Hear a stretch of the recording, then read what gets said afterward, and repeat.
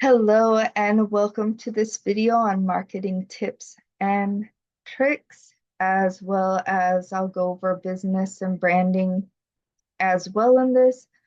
So today we're focusing on target markets and branding. My name is Sarah. I have an MBA. I am a digital affiliate marketer and I've been on the online space for a while. I want to go ahead and give you the definition for a target market. A target market is a specific group of potential customers that a company aims to reach with its marketing efforts. It's about identifying who your ideal customers are based on factors like demographics, interests, and behaviors. These are the consistent things we do for our businesses, whether we're online or whether we're brick and mortar. Why it's important.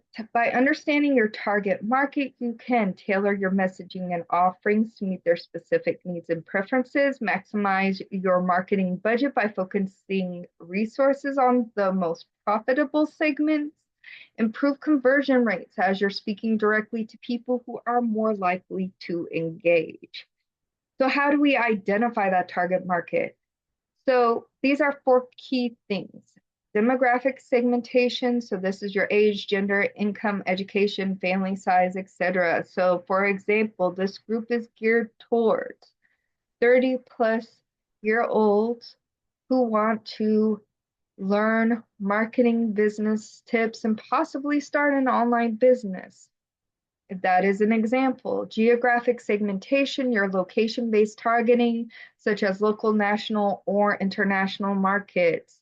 So Coke, how it's presented here may be different than how it's presented in Africa or India. Those are your different locations, your market, who you're actually going to be selling to. Are you only going to sell here in the US, or are you going to have a broader market?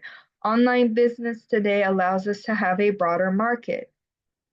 Psychographic segmentation, so lifestyles, values, attitudes, and interests, behavioral segments, buying behavior, spending habits, and brand loyalty. So that's the common, for example, Apple versus Samsung. That is one of the most controversial behavioral segments you will find in brand loyalty. So next we have to understand that there's a segment and persona. So that's when you have different groups within your target market, you'll want to create detailed customer personas. So this is a fictional example. Jill, 32-year-old mother of two, mid-level manager at a tech firm. Her interests are health and wellness, eco-friendly products, online shopping. Her pain points are struggles with balancing work-life commitments and finding products that align with her values.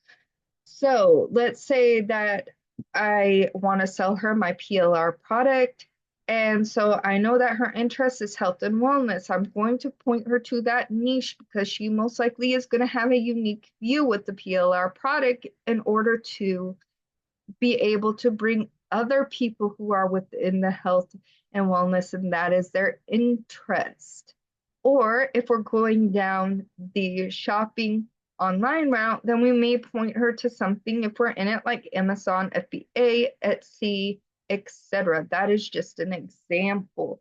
So we can market our campaigns and be deeply connected better with people that we are trying to attract.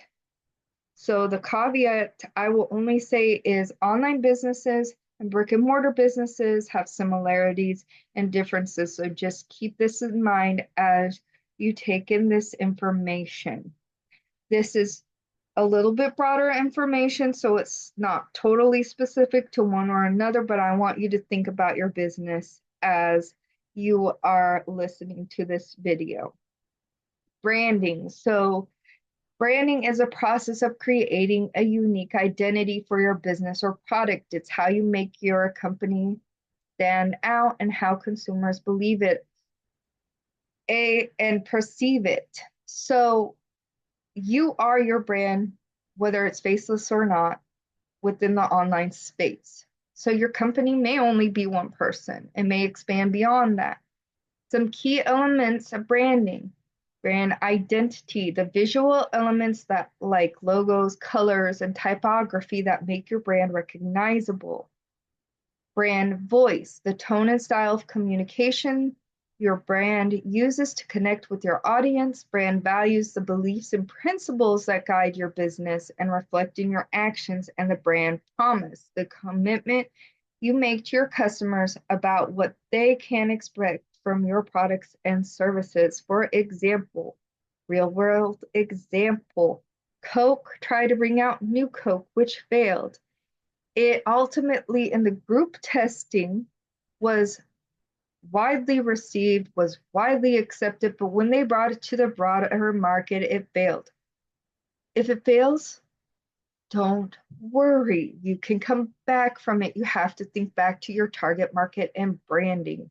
And sometimes all of us at one point or another have to reassess. So the importance of branding, a strong brand creates a sense of trust and loyalty, makes it easier to gain repeat customers. It differentiates you from your competitors, even in a crowded market. It sets expectations for the customer experience. So in creating these videos, I'm reaching out to people who actually want to have foundational understanding of marketing, business, branding, these type of things, which are important to your online or brick and mortar type of businesses. So aligning target markets with the branding. To be successful, your branding and target market must align. Your brand should speak directly to the needs, values, and desires of your target market. And here's how to align them. Consistent messaging. Ensure that your brand message resonates with your target market's pain points, needs, and desires. Tone and voice.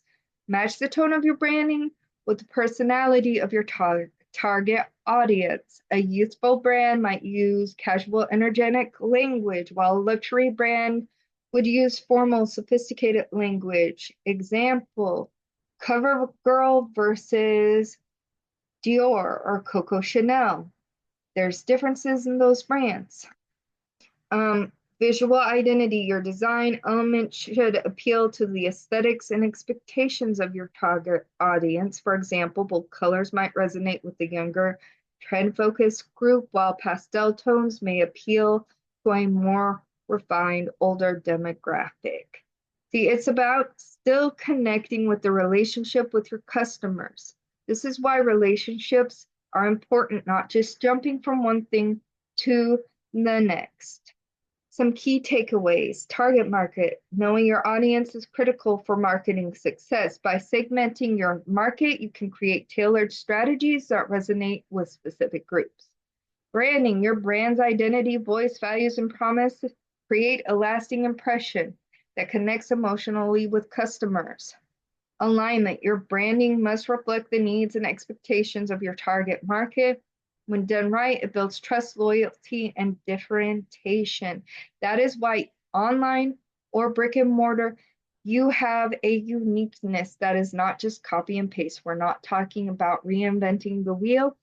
We are talking about building relationships with your customers, with those who will want to purchase your service, your product, or who want to follow you with the value that you are giving them. I hope this helps. And until the next topic, take care.